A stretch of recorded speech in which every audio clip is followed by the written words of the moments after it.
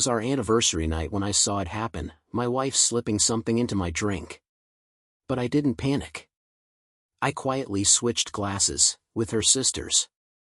My name's Caleb, and after 17 years of marriage, I never expected betrayal to come from the person I trusted most. What would you do if the one you loved turned against you in the darkest way?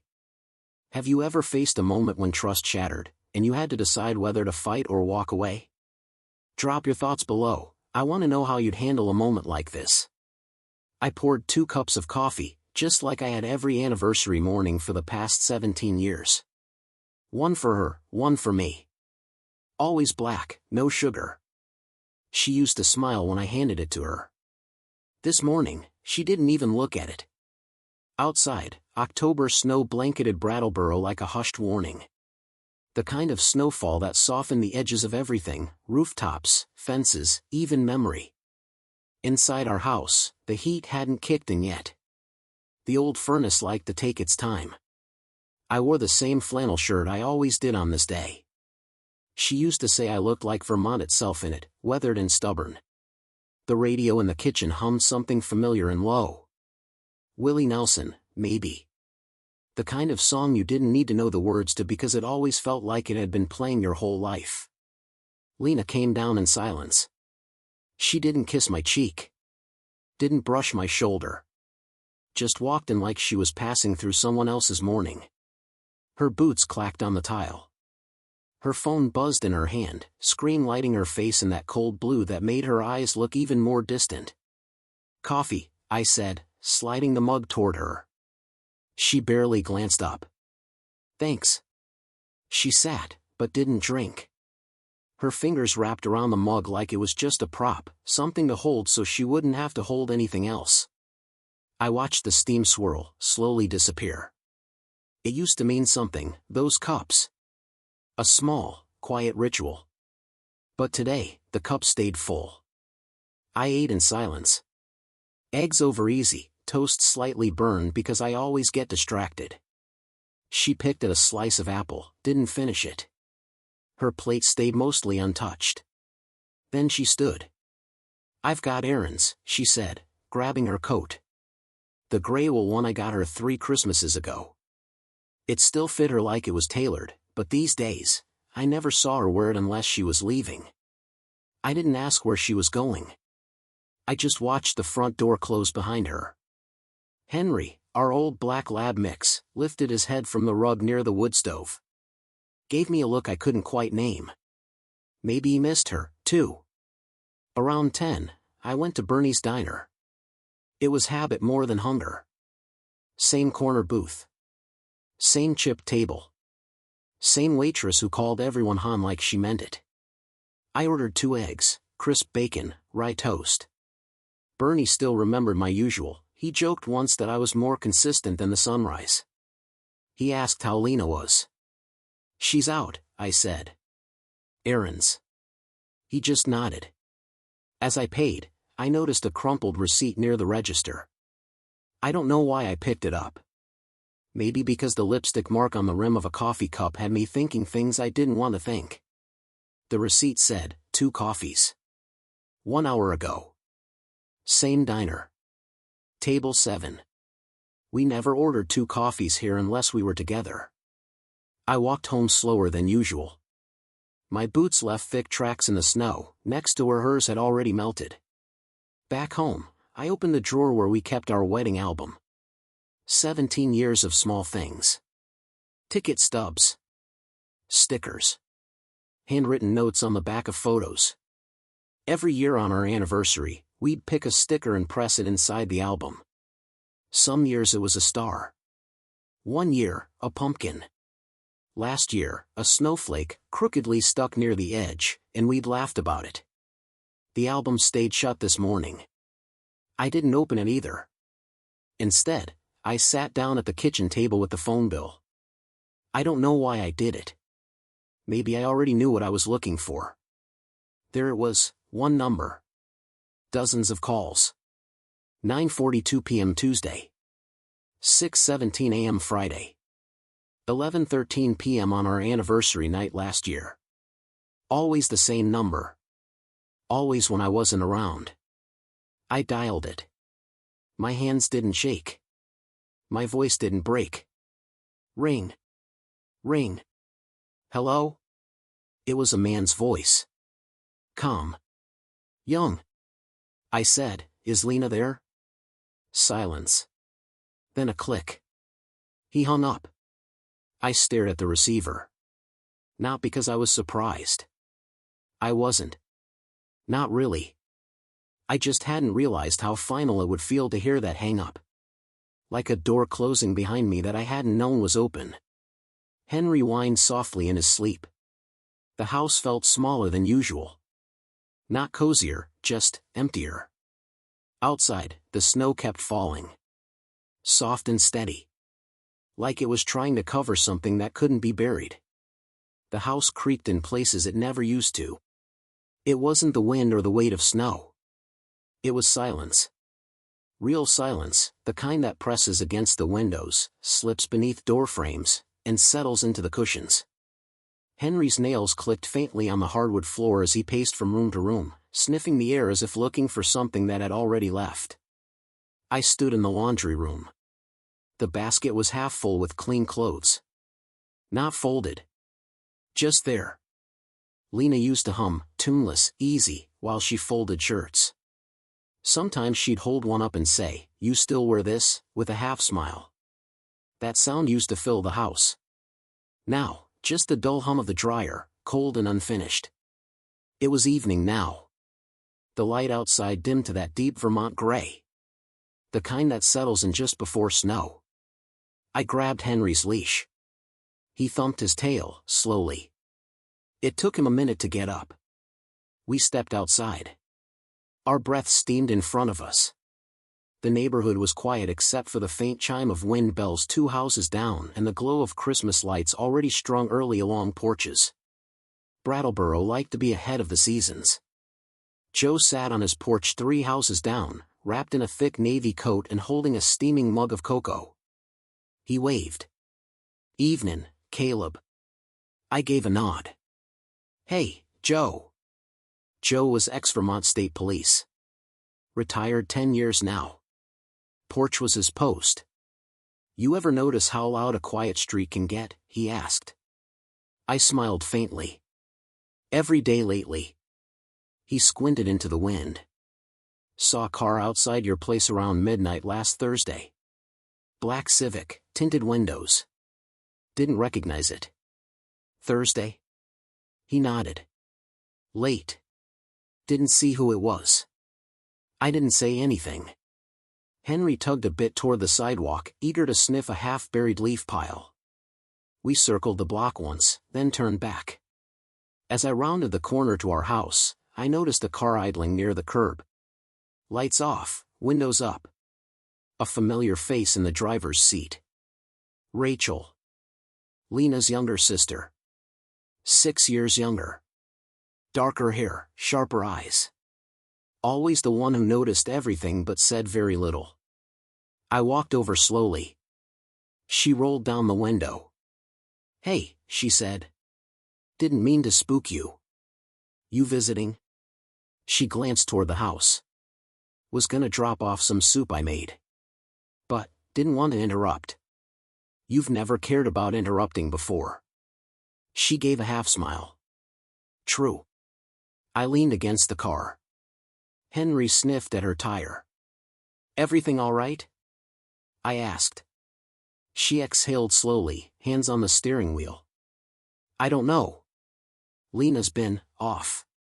I've texted." She responds, but it's all surface. "Cold."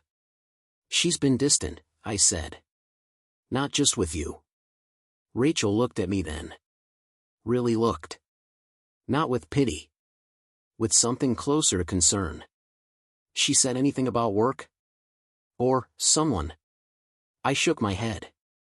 Rachel pulled a Tupperware from the passenger seat. "Here. Lentil and sweet potato. Comfort food." "Thanks." She hesitated before I could turn. "Just, Caleb, maybe I shouldn't say this, but just pay attention to your drink next time." I blinked. "What?" Just be mindful. That's all. She started the engine, gave me a soft look, and pulled away into the growing snow. Inside, the house felt colder, though I knew the heat was running. Lena wasn't back yet. The soup went in the fridge. I stood for a while in the garage doorway, watching the snow collect around the windshield of her Subaru. I don't know why I opened the door. There was a glove in the passenger seat. Red leather. Not Lena's. She didn't wear leather. She hated the smell. I stepped back inside. She got home a little after 7. Shook the snow off her coat and kissed Henry on the head. "You eat?" she asked, pulling off her boots. I grabbed something. She nodded, opened a bottle of wine, pulled down 2 glasses. The sound of the cork popping echoed in the quiet. "I thought we could have a glass together," she said. Her voice was smooth, low. Almost rehearsed. She poured mine first. A generous pour. Then hers. She sat across from me, the kitchen dim except for the light over the stove and the radio still playing softly, some jazz piece that had too many minor chords. I watched her as I sipped. She didn't drink yet. Just held her glass and looked at me with that same distant expression she wore that morning. "You okay?" I asked. "Yeah. You seem far away lately." She swirled her wine. "Just tired, Caleb. That's all." I looked at the rim of her glass. No lipstick. I looked at mine. A faint swirl in the bottom. Slightly different shade. I took another sip anyway. She finally raised her glass. "To 17 years. To whatever's next," I said. We clinked glasses. That night, after she went to bed early, I stayed in the living room. Henry curled up by my feet. I pulled the wine bottle out from the recycling bin. Checked the label. Nothing unusual. Still, something didn't sit right. Joe's late-night sighting. The red glove. Rachel's warning. And Lena, offering me wine when she hadn't offered me anything real in months. The wind picked up outside. The house creaked again. Not the wood. The silence. She lit the candles slowly, one by one, as if she wanted to burn time itself. The flames flickered against the brass holders we'd picked up from that flea market in Rutland 3 years ago. Back when we still wandered aisles side by side, back when her hand would occasionally brush mine without hesitation. Our song played, soft jazz, the same old recording from a rainy Sunday afternoon. I knew it by heart. But now, hearing it in this silence, it felt like an echo of something already gone. Lena hummed along, lips curving in a performance of joy. But her eyes never smiled. Dinner was set. She'd made turkey roast with rosemary, like she used to during our early years. Mashed potatoes, candied carrots, and a strange new side, cranberry with orange zest. It smelled too sweet. Too careful. She wore the green sweater I liked. The one that matched the shade of the Vermont pines in early fall. But tonight, it looked like armor. We sat at the table we'd refinished together one Labor Day weekend, her with sandpaper, me with the stain. Now she ran her fingers along the grain like she barely recognized it. "To 17 years, she said, lifting her glass. "To 17, I echoed, glass still in hand. I watched her closely. There was a tremor. Barely there, but enough. She tilted her head and smiled that rehearsed smile again. "You first." I lifted my glass halfway, paused, and coughed. Just once, dry and brief. She looked away, reaching for the potatoes. That was my chance. I switched the glasses. Mine for hers. We clinked. I took a sip of hers. She took a sip of mine. And nothing happened. For a while, we ate in near silence. The clink of forks. The occasional scrape of a chair leg. Lena dabbed the corner of her mouth with a napkin she'd folded into a triangle. Always a triangle, never a square. That hadn't changed. But she didn't ask me about my day. Didn't comment on the leaves changing or the latest church fundraiser. The silence wasn't tense, it was too smooth.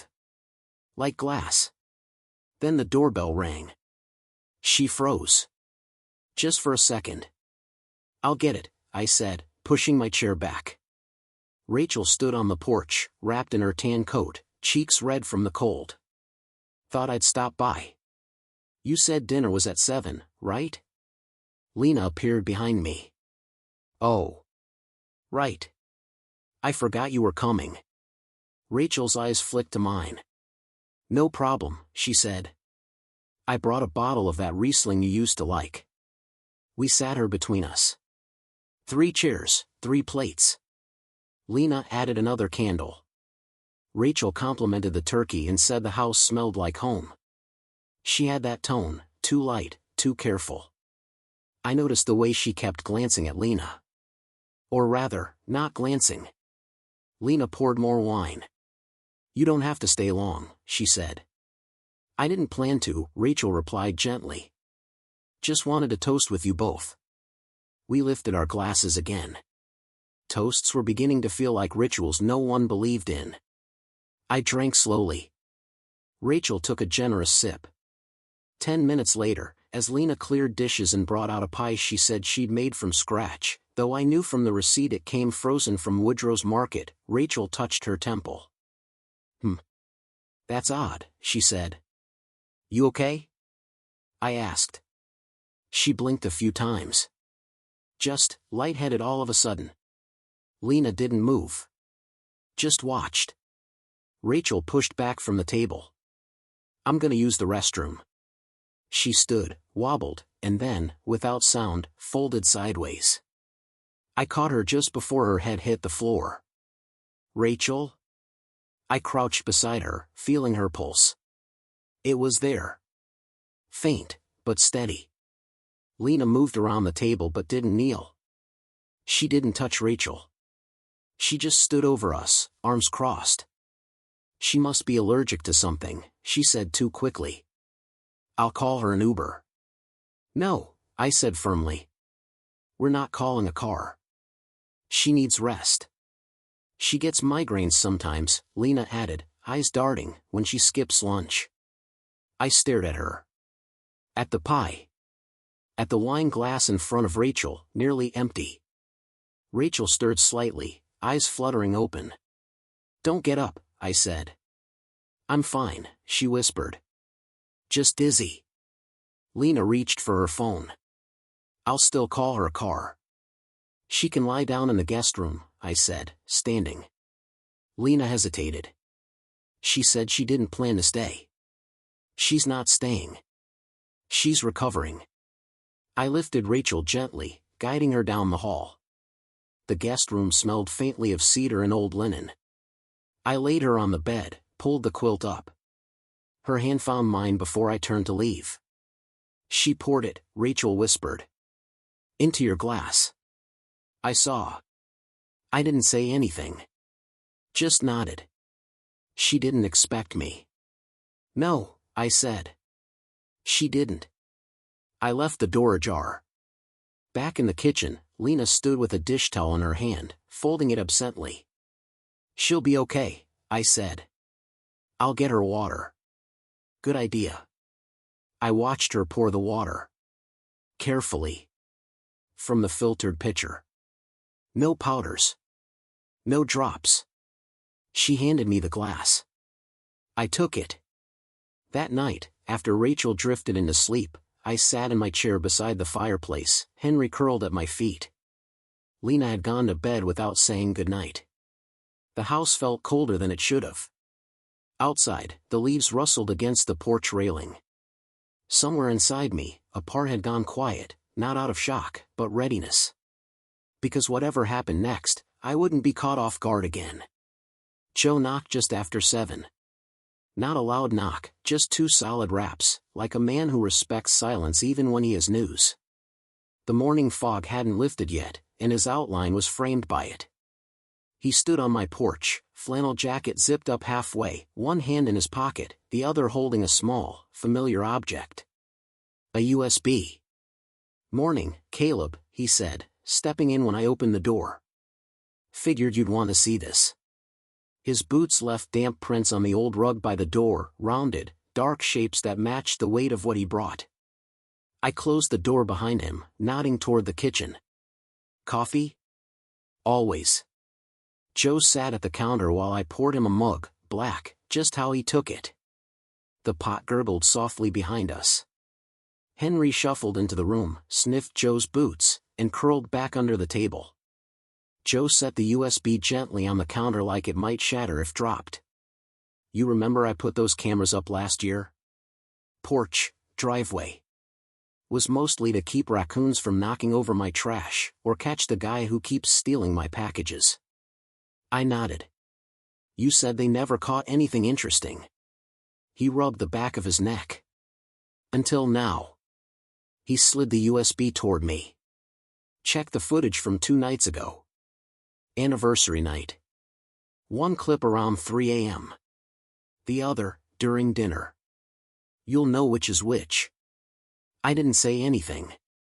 Just picked up the USB and walked to my study. My laptop booted up slowly, like it didn't want to see what was coming either.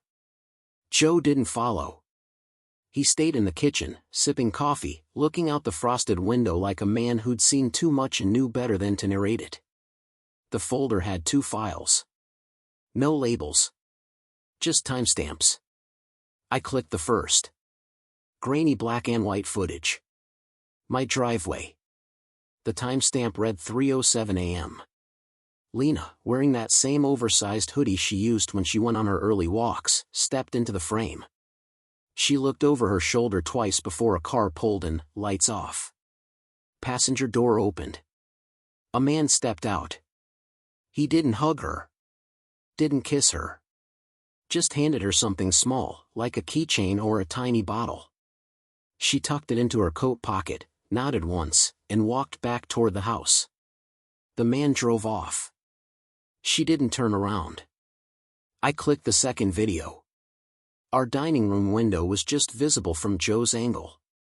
Not perfect, but clear enough. Lena stood with her back to the table. She reached into her purse. Took something out. Small. Glass. A vial. She unscrewed the top. Tilted it toward one wine glass, my wine glass. A drop. Then she paused.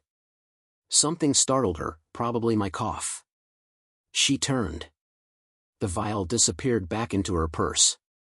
My hands stayed steady on the mouse, but I could hear the faint grind of my teeth in the quiet room. I hit pause. Rewound. Watched it again. This time, I didn't blink. A buzz shook me from the screen. My phone. Rachel, I think I know what she did. Please call me. I stared at the message. Then at the footage. Then I copied the files. New folder. New label. Rachel's copy. I slid a fresh USB into the drive. Waited as the files transferred. Joe knocked softly on the doorframe. You good? I nodded.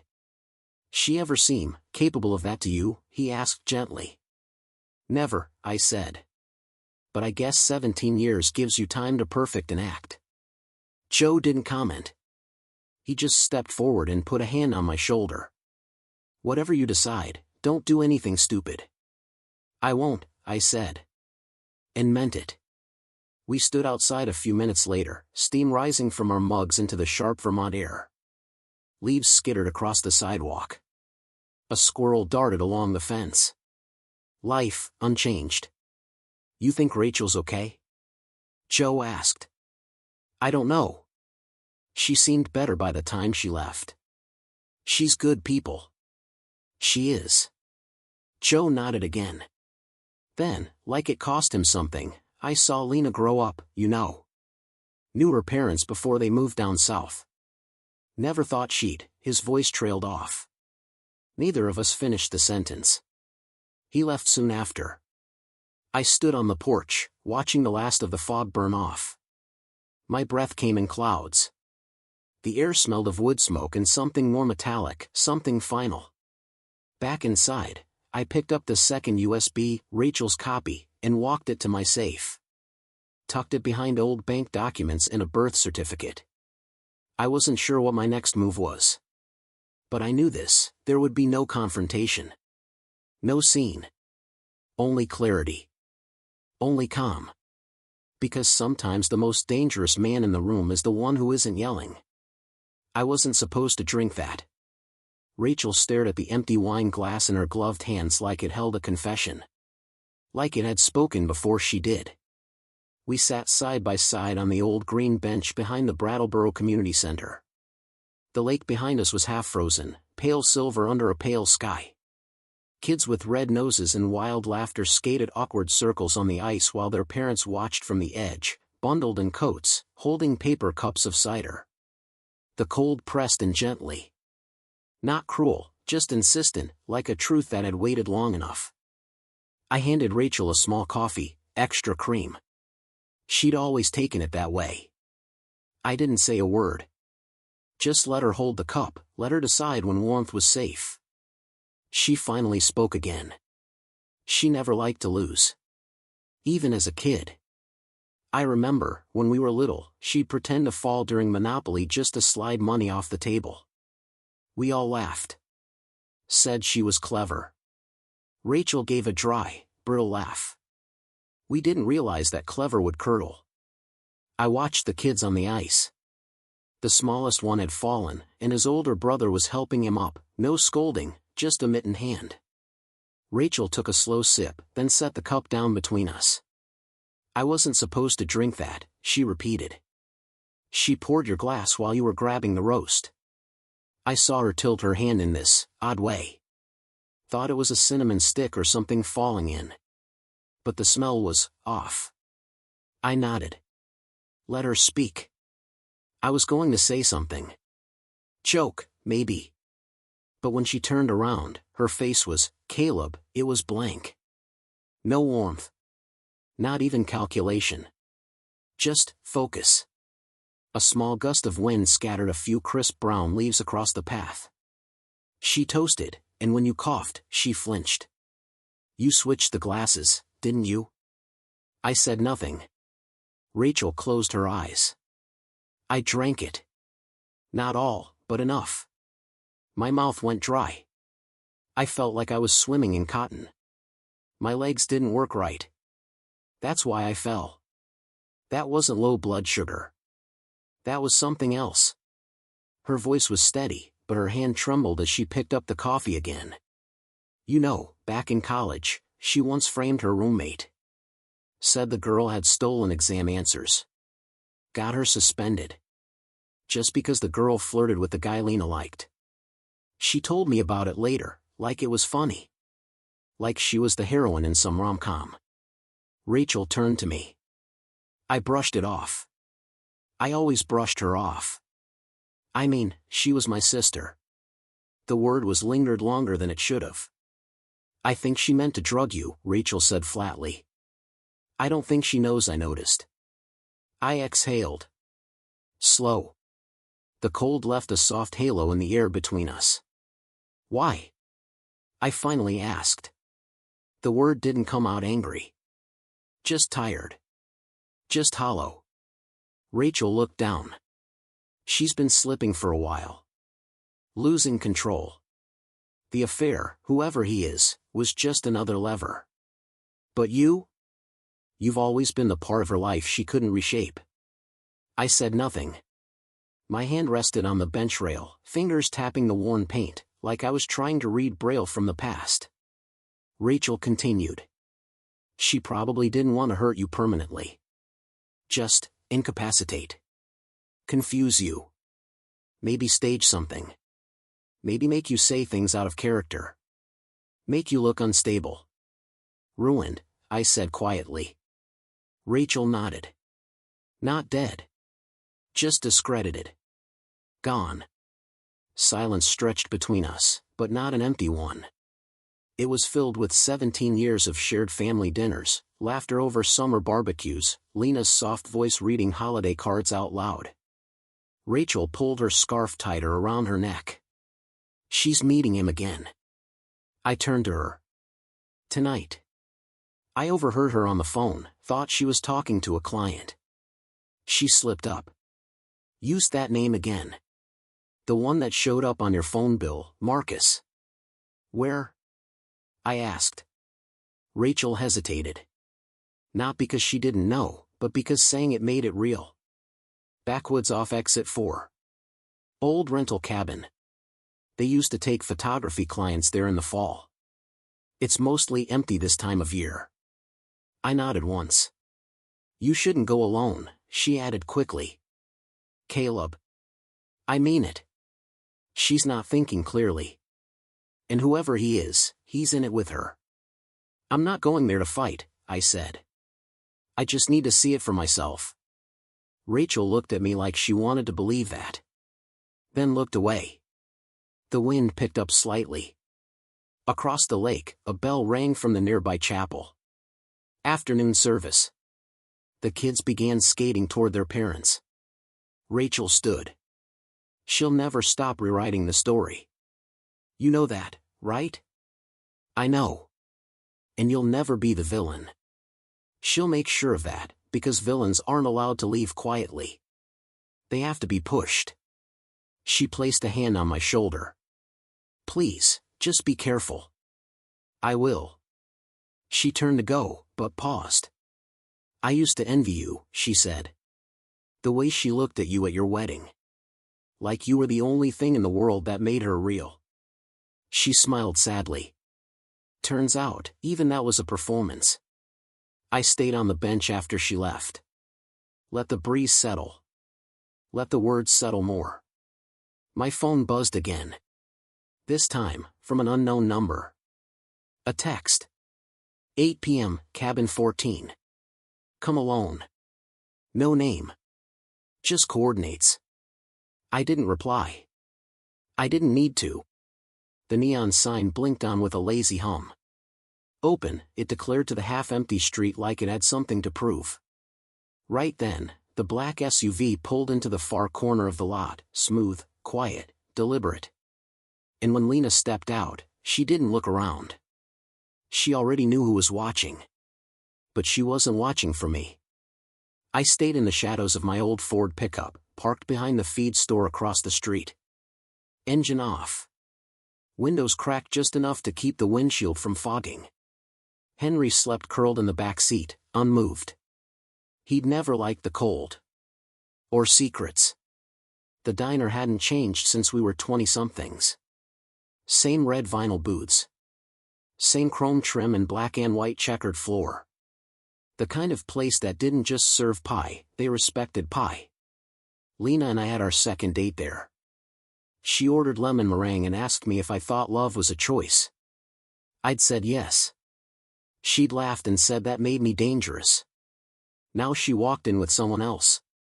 He stepped out from the driver's side. Tall. Trim suit under a charcoal peacoat. The kind of man who knew the price of things. Late 40s, maybe.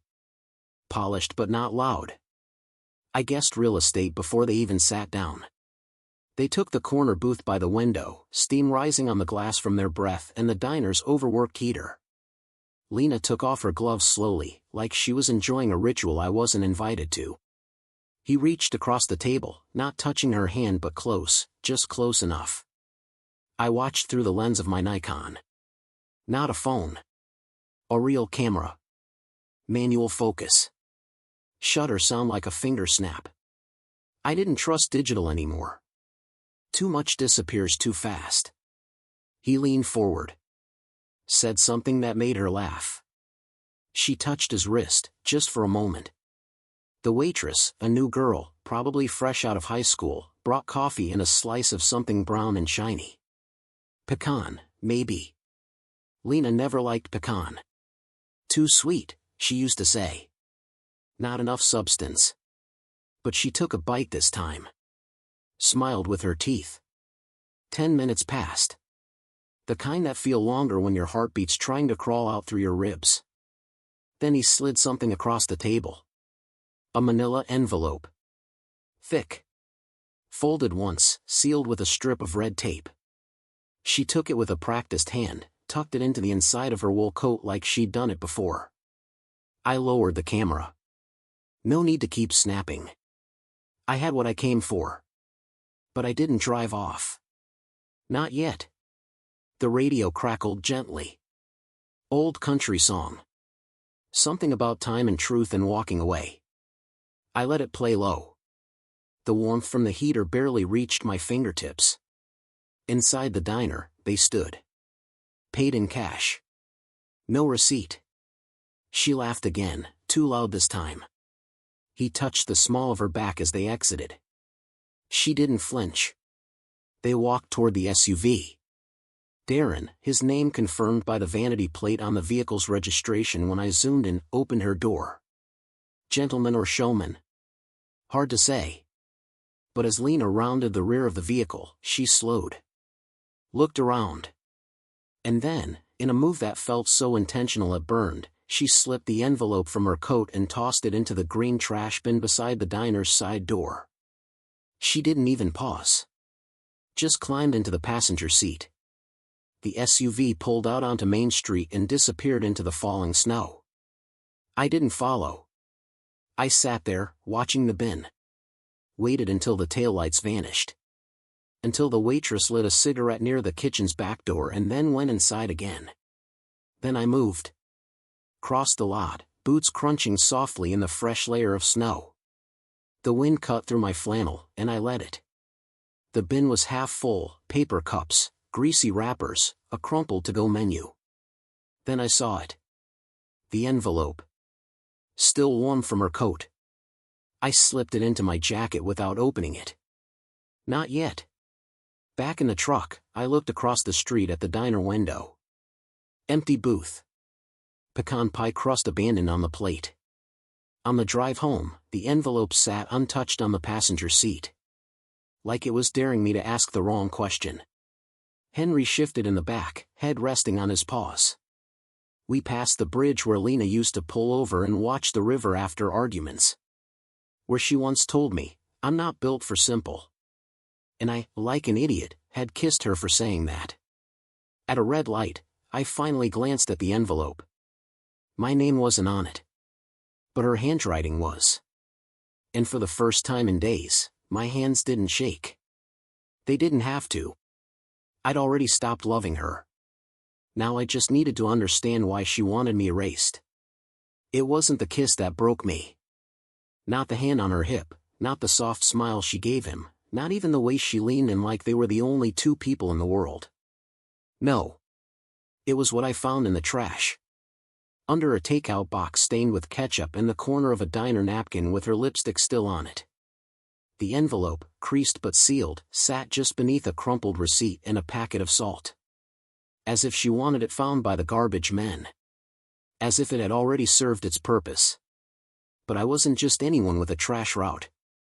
I brought it home without opening it. Let it sit for hours on the old workbench in the garage, right beside the wood stove where Henry snored gently, his paws twitching in dream. The air smelled of cedar and the faint scent of the rain that tapped steadily on the tin roof. I waited until the house was still. Until I could hear the whisper of wind beneath the garage door. Then I peeled it open. 3 sheets. Folded once, precisely. Page 1, a medical intake form from Brattleboro Behavioral Health. My name printed neatly at the top. Psychiatric assessment. Alleged behaviors: paranoia, aggressive ideation, detachment from reality. Diagnosis: borderline delusional disorder. Page 2, a doctor's letter, brief, and signed. Mr. Caleb Moran has exhibited signs of cognitive decline and may be a danger to himself or others. Recommended supervised care or spousal intervention. Page 3, a printout of a web article titled "When Men Snap, Quiet Husbands Who Hid Dangerous Tempers." My name had been typed in pencil at the margin. Underlined. It was laughable. Almost. If I didn't know what she was trying to do. I pulled out my phone and dialed Rachel. She picked up quick. "Caleb?" "Found the envelope," I said. Silence, then, "And?" "Fake psych reports," I said. "She's trying to build a paper trail." Make me look unstable. Her voice caught. Jesus. No signature, no credentialed header, but convincing enough if someone's already suspicious. And if she feeds it to the right people, friends, maybe a lawyer, I paused, tapping the letter against the bench. It paints a picture.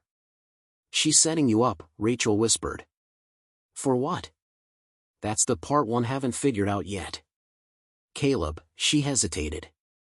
Are you okay? I stared at the words again. Erratic. Paranoid. Dangerous. I smiled, cold, controlled. Yeah, I said. Yeah, I'm more than okay. I ended the call. Reached under the workbench. Unlocked the drawer I hadn't opened in years. The folder inside was thick, worn at the edges. A label written in my own hand read, "Before Lena." I hadn't always built decks and repaired porch railings for a living. Once upon a time, I wore button-downs and carried a briefcase full of things people hoped I'd never find. I worked quiet cases, life insurance, health fraud, fabricated injuries. I knew what lies looked like when they dressed up as truth. Lena never asked much about that life. Said it bored her. I let her believe that. Now, that silence was currency. Inside the folder were old contacts, burner emails, copies of training manuals, case notes from 2011. More importantly, a few favors I never cashed in. One in particular, a cybersecurity analyst in Concord who owed me for saving his marriage once. I flipped open a legal pad and started writing. Names. Patterns. Timelines. If Lena wanted a game, she should have remembered who she married. Henry lifted his head, blinked at me with those clouded eyes of his, then settled again. Outside, the rain thickened. I thought about Lena's voice at dinner, light, rehearsed, too perfect. I thought about Rachel's slow unraveling confession, the weight of family turned enemy. I thought about Joe's quiet support, that tiny USB now hidden behind a row of dog treats in the pantry. This wasn't about catching her in a lie anymore. It was about showing her how deep truth can go when someone's spent a life learning how to dig. The burner phone I'd bought the day before hummed once. A text from Rachel. Lena's still out. I'll try to stall her tomorrow. Whatever you're planning, just be careful. I typed back. I'm not planning. I'm preparing. Then I turned off the lights. I left the folder on the bench. But the contents were already in my head, filed, indexed, alive. And somewhere, Lena thought she'd almost won. I poured myself a cup of black coffee. Steady hands. Then I said out loud, to no one, really, I was quiet because I could afford to be. And as I tucked the envelope into a sealed evidence bag from my old case kit, I added, but I kept the receipts. Sometimes justice doesn't look like handcuffs or courtroom gavel strikes. Sometimes it smells like old wood polish, rides on the hum of a printer, and begins with a cup of lukewarm decaf in a quiet room full of paper. The local history room of the Brattleboro Public Library had barely changed in 20 years. Same floorboards that creaked with purpose. Same sunlight filtering through heavy drapes. Same clock above the fireplace, always running 5 minutes behind. And behind the front desk, Margot.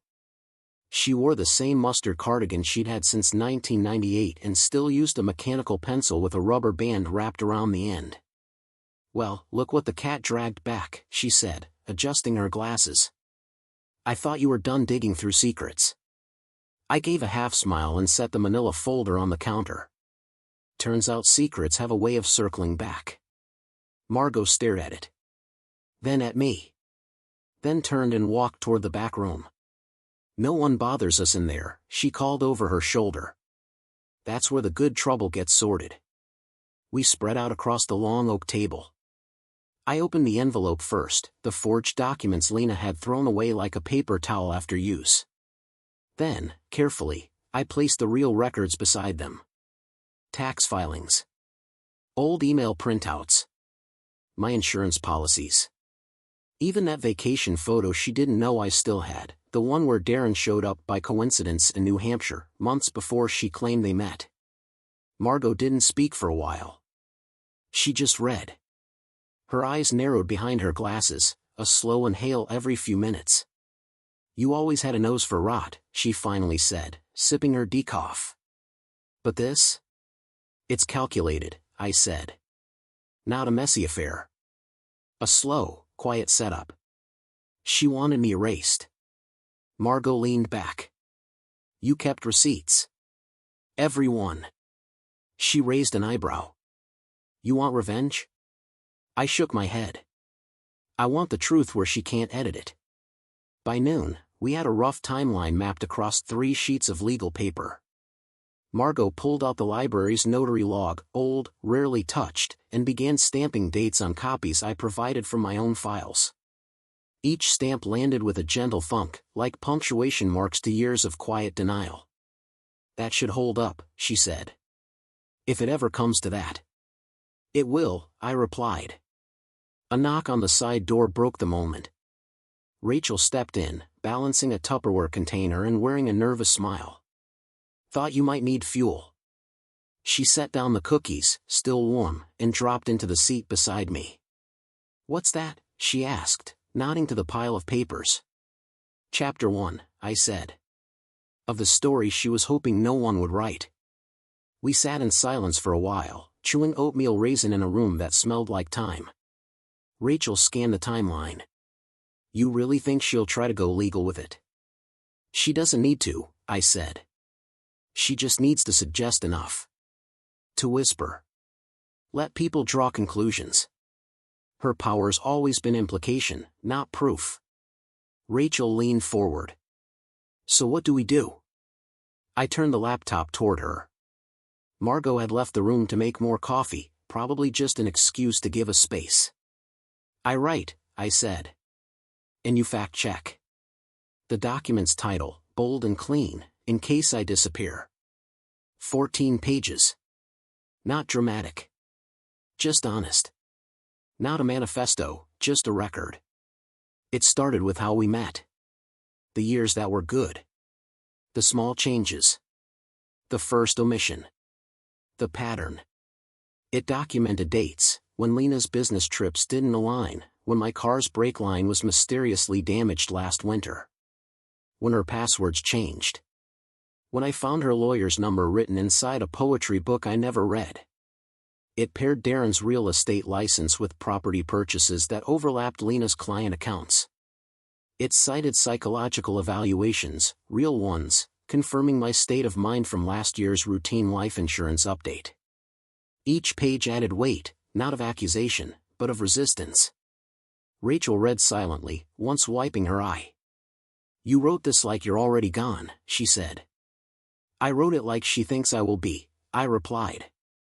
The printer in the back corner was old, slow, and cantankerous. It whined like a tired mule and paused after every third page to reconsider its loyalty. "You always said you hated printers," Rachel muttered. "They have their moment," I said. Margot returned just as the last page slid out, warm and a little curled. "We made 3 copies. One in a sealed envelope for Rachel. One for my own records. And one, carefully folded, addressed to Jonathan Peters, Executive Director, Brattleboro Regional Realty, Confidential. Lena's boss." Rachel raised an eyebrow. "He knows Darren?" "They're old partners," I said. "He'll recognize the risk, even if he's been playing blind. Once this lands on his desk, he'll know the fire is closer than he thought." Margot sealed the envelope. "You're not burning bridges," she said. "You're marking escape routes." I dropped the envelope into the outgoing mail slot just before the 4 p.m. pickup. No fanfare. No ticking clock. Just a quiet click. Then I walked back into the library and sat with Rachel in the hushed light of a late Vermont afternoon. We didn't speak for a long time. Just shared another cookie. And waited for justice to take root. The kettle had just started to whistle when her phone lit up. Rachel reached for it with flour-dusted fingers, the half-formed dough for her molasses cookies forgotten on the counter. The screen pulsed with a familiar name, Lena. Her breath caught. She wiped her hands on the apron, smudging a trail across the fabric without realizing it. Then she answered. "Hey." The voice on the other end was sharp, breathless. "Rachel. Have you seen Caleb?" Rachel's kitchen was warm, the winter sun filtered through lace curtains that had once belonged to their mother. The room smelled like cinnamon and wood polish. But Lena's voice sliced through it like cold air. "No," Rachel lied. "Not since last week." Lena exhaled shakily. "He's not answering his phone. Not showing up at the house. It's like he's just gone." Rachel kept her tone even. "Well, maybe he needed some air." There was a pause. "He left a drawer open. The one with the old camera. His boots are gone. But not his phone. Who leaves without their phone?" Rachel stared out the window, watching a crow strut along the snow-lined fence. Maybe someone who doesn't want to be found. Later that evening, Caleb showed up. He didn't knock. He never did. Just pushed the back door open with a gloved hand and stepped into the warmth like he still belonged to something. The cold clung to his coat, and his eyes were clearer than she remembered. "She called," Rachel said, still kneading the dough she hadn't abandoned. Caleb nodded, sitting at the small wooden table. "I figured she might." "She thinks you're unhinged," Rachel added. "Said something about you being in some kind of mental spiral." Caleb half smiled. "Let her live in the world she built." Rachel pressed a thumbprint into the center of a cookie. "You sure you're okay with this?" "I'm not trying to hurt her," he said, staring at the steam rising from her tea mug. "I just want to stop her from pretending she's not hurting anyone else." Rachel placed the tray in the oven and set the timer. "She said something else," she said quietly, brushing flour off her palms. Just before she hung up. Caleb looked up. "She said, if anyone finds out what we did to Dad, we're done." The words hung there, slow, heavy, and sticky like the molasses now bubbling quietly on the stovetop. Caleb didn't blink. What did she mean? Rachel leaned against the counter, her face lit only by the oven light. She didn't answer right away. "When we were kids," she finally said, "Dad had this old Buick. Blue, dented, always smelled like fishing bait and wintergreen gum." Caleb nodded. He remembered. It used to be parked next to the diner when they all still went out together after Sunday service. One night, Lena came home crying, Rachel continued. "Said Dad had yelled at her for skipping class. She told me she was going to teach him a lesson." Rachel's hands had stilled on the towel. Next morning, the car wouldn't start. Something with the brake line. The mechanic said it had been cut. Caleb's stomach tightened. "You think?" "I don't know," Rachel interrupted, eyes wet. She swore it wasn't her. But Dad sold the car a week later and stopped speaking about it. "And Lena?" She acted like nothing happened. Caleb stood, walked to the window. The snow was falling again, fat, lazy flakes that covered the porch in slow silence. "She's been playing with fire longer than we thought," he said. Rachel poured 2 cups of tea. "I'm in," she said simply, placing a mug in front of him. "Whatever you're doing." "I'm helping." Caleb looked at her, a long, quiet look that said more than gratitude. It said trust. It said, finally. "I'll need you to keep talking to her," he said. "Act like you're confused." Caught in the middle. "I already am," Rachel replied, half smiling. "So that shouldn't be hard." They both chuckled, though the sound didn't quite reach their eyes. The cookies came out golden. Rachel slid the tray onto the stovetop and leaned against the counter again. "You know what I think scares her?" she asked. Caleb raised an eyebrow. "That you're calm. That you're not shouting, not confronting her. That you're watching." Caleb nodded slowly. "People like Lena think silence means weakness. But it doesn't." "No," he said. "It means precision." Before he left, Caleb pulled something from his coat pocket, a small, handwritten note. "Give her this tomorrow." Rachel unfolded it and read silently. I'm not missing. I'm measuring. She looked up. She'll lose her mind. Caleb didn't smile, but something sparked behind his eyes. That's the idea. Then he stepped back out into the falling snow, disappearing like a figure in one of those old town legends, half truth, half warning. Rachel watched him go. Then she closed the door and started cleaning up, one cookie at a time. But somewhere in her chest, something had clicked back into place. Not forgiveness. Not quite justice. But maybe, just maybe, freedom. The turkey smelled like forgiveness. Golden, stuffed, basted within an inch of its life. The skin crisped just so, a sprig of rosemary like a feather in its cap.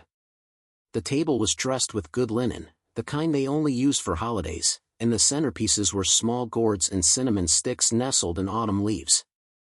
But the looks across the table? Those smelled like war. I hadn't RSVP'd. Lena had made it clear weeks ago, Thanksgiving was to be quiet. Just the two of us, she'd said, dabbing at a to-do list that included ordering a smaller turkey and lighting mood-appropriate candles. But then, 2 days ago, invitations went out. A full family dinner. Nieces. Uncles. The neighbor who always drank too much wine and cried about the pilgrims. Something had changed. Or she'd changed it. Either way, I walked in just before the turkey hit the table. I didn't knock. Just stepped through the front door like I belonged there, because once, I had. Lena turned, platter in her hands. She froze. Caleb, she said, smiling too quickly. You're here. I shrugged out of my coat, slow and sure. Wouldn't miss it. Her eyes darted to Rachel, who stood near the fireplace holding 2 wine glasses, one already empty. I thought. You thought wrong, I said, and took a seat. The table filled. Aunt Nadine asked about the weather. Uncle Don talked politics until someone offered him a roll. The children, sensing the tension, clung to their devices and whispered about cranberry sauce being slimy. Then the doorbell rang. Lena flinched. She stood, smoothing her dress, and walked to the door with a bit too much urgency. The man who entered wore confidence like cologne, Darren. Sorry I'm late, he said, loud enough for the whole room to hear. You know how these holiday listings go. Everyone wants a deal before Christmas. I didn't look at him. Rachel did. And the look she gave was all ice. Lena ushered him in like a nervous hostess on a reality show. Everyone, this is Darren. He's helping me with a project. No one asked what kind. Dinner began with strained laughter and buttered bread. The turkey passed clockwise. The tension passed with it. Lena laughed too loud. Darren smiled too easily. Rachel barely spoke. I waited. When the wine came around, I let Lena pour. She didn't hesitate this time. Not after the last incident. That was the thing about guilt, it eventually convinced itself it had gotten away with everything. I raised my glass but didn't drink. Rachel noticed. The children were excused to the den. Darren complimented the cranberry sauce. Aunt Nadine asked Lena what I'd been up to these days. Lena smiled. He's been resting, she said. Taking time. You know, after everything. He's had a few episodes. But we're managing. Rachel dropped her wine glass. The sound was clean, decisive. Crystal shattering against hardwood. Oh, she said, clutching her napkin. I'm so sorry. Everyone turned. Some stood. The distraction worked. By the time they were seated again, the subject had changed, on the surface. Underneath, I saw the flicker in Lena's eyes. The recognition. The "you're not playing along anymore" look. I smiled at her across the table. Then I stood, glass still in hand. I'd like to make a toast, I said. Voices hushed. To truth, I began. Served cold. Aunt Nadine chuckled. Lena paled. Darren checked his watch. To the people we love, I added. who teach us everything about who we don't want to become. I reached into my coat and pulled out the envelope. The room went still. I walked around the table, not dramatically. Just deliberately. Set the envelope in front of Lena. "Read it," I said. She didn't move. "Now." Rachel stared at her sister. Her jaw clenched tight. Darren leaned forward slightly. "Lena," he started. "I wouldn't," I said, without looking at him. Lena opened the envelope with the hands of a magician who suddenly forgot her next trick. The first page stared up at her, timeline of fabrication and intentional defamation, Lena Morin. The room didn't understand what they were seeing, but she did. I saw it in the way her eyes flicked to page 2, then page 3, her breath catching like a skipped heartbeat. The names. The dates. The copies of text messages. The spiked wine. The doctored psychiatric records. The security footage still framed with the timestamp burned into the top corner. And at the bottom of the last page, CC, Brattleboro Regional Realty, CC, Vermont State Licensing Board, CC, my lawyer. She stood. "I need a minute," she whispered, pushing back from the table. The room buzzed with half-raised voices. Darren stood too, but Rachel moved before he could follow. "No," she said, blocking his path. "I think you've helped enough." He stared at her, then at me. "I hope you know what you're doing," he muttered. "I do," I said. For the first time in years. The rest of the dinner went on, as these things often do. Polite conversation returned like a blanket over something broken. No one asked about the envelope. No one had to. I stayed until dessert, because why not? Pumpkin pie with too much nutmeg, and store-bought whipped cream Lena had once sworn she'd never serve. I took 2 slices. Because some victories deserve seconds. Lena flipped through the pages slowly, her smirk fading with every turn. By the 3rd page, the confident woman who'd walked in like a queen was gone. She looked up, eyes darting around the room, searching for support, for an excuse, for anything. But the room was silent. I remembered telling Rachel weeks ago, I kept the receipts. And tonight, those receipts had become the story. Lena opened her mouth, voice tight and brittle. "This isn't accurate." Darren's face hardened. He leaned forward, scanning the documents in front of him. "This is fraud," he said quietly, eyes narrowing. "You dragged me into something illegal." Lena's glare shot toward him, but he didn't flinch. Rachel stood beside me, calm but resolute. "I've seen the patterns," she said softly. "The lies. The manipulation." Her words were not loud, but they cut deeper than any shout. Around the table, family members shifted uncomfortably. Whispers replaced laughter. Eyes dropped to plates. Some avoided looking at Lena altogether. Others exchanged glances, stunned by the quiet devastation that was unfolding before them. Lena slammed the envelope shut. "This is slander," she hissed. "You have no proof." But everyone had seen the proof. The timeline. The text messages. The forged documents. The evidence was as clear as the first snow on Vermont's hills. Without another word, Lena stood. Her chair scraped harshly against the hardwood. She marched to the door. Darren followed, but not to support her. His jaw was clenched, fists tight at his sides. The man who had entered the room with such confidence was now shadowed by anger and betrayal. The door closed behind them with a definitive click. Silence filled the room. Someone broke it, asking quietly, "What now?" I looked around at the faces, some hopeful, some wary, all changed. I simply said, "Now we rest." And rest we did. The fight had been won without a single raised voice. Truth had landed quietly. Like winter snow. Undeniable. I replaced the bulb on the porch light that night. Not for her, but for me.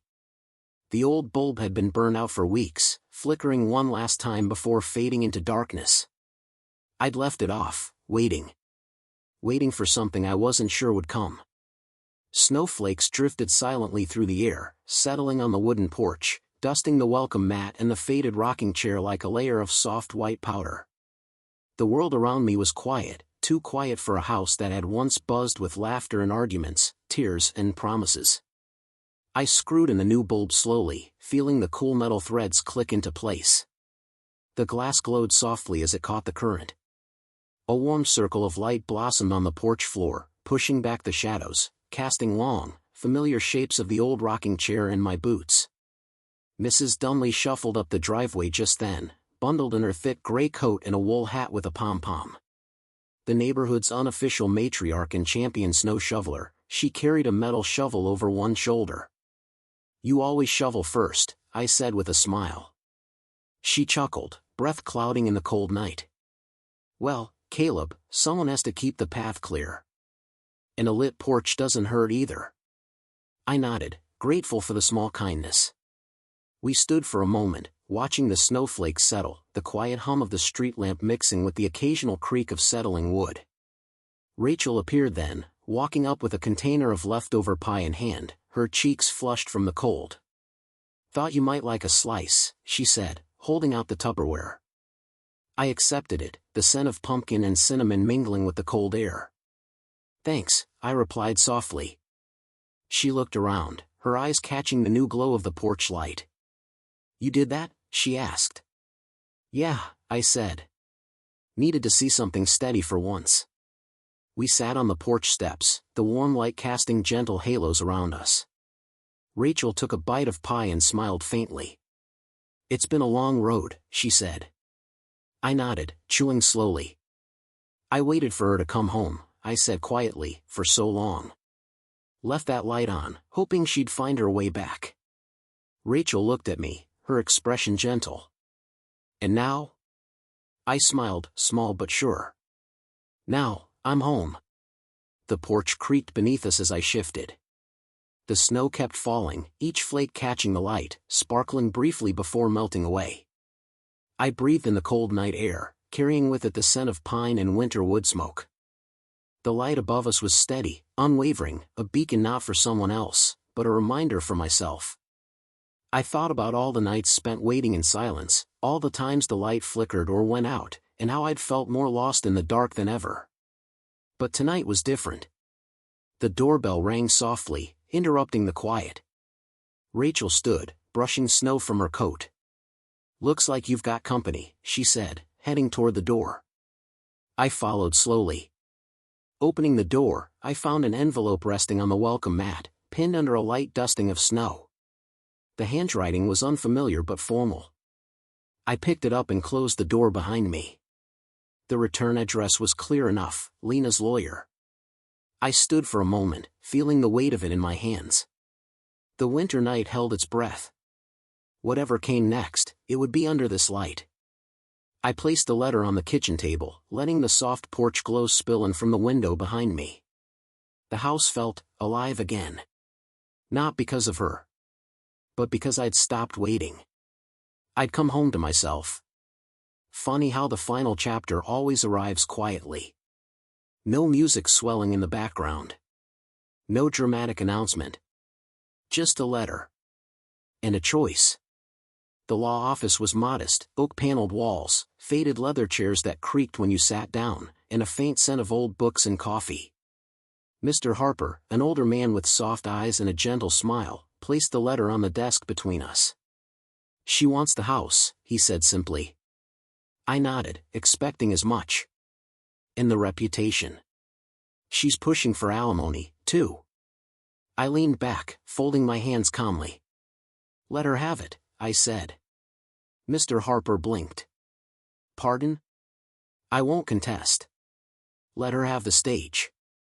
He studied me, trying to read the quiet conviction in my face. "I'm building a new one." Back home, the sky was heavy with overcast clouds, soft light filtering through the window. The air smelled faintly of pine and fresh wood. Rachel was waiting at the diner, as she always was when I needed a reminder of why I was moving forward. I pulled out the blueprints for the new cabin I'd been working on, simple lines, sturdy beams, a porch light all its own. She smiled, eyes bright. Not revenge, I said quietly. Not escape. Just, beginning again. She reached out, squeezing my hand. Then let's begin, she said.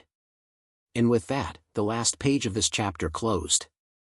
Some endings don't crash like thunder, they settle like snow. In a quiet office, a man chose peace over pride, and in a corner booth, 2 cups of coffee marked the start of something new. No revenge, no grand applause, just a porch light turned on, not for someone else, but for himself. What Caleb learned wasn't loud. He learned that betrayal doesn't define you, what you choose to do after it does. Sometimes the strongest thing you can do is walk away without needing to win, only to be whole again. Like the soft rebuilding of a cabin after a storm, dignity is quiet, steady, and built with both hands. If this story touched a memory in you, let it remind you, you're not alone in the silence. Take a moment to reflect on the quiet kindnesses around you, the neighbor who checks in, the friend who still calls. And if this story meant something to you, consider passing it along. Someone else might be needing the light you just found.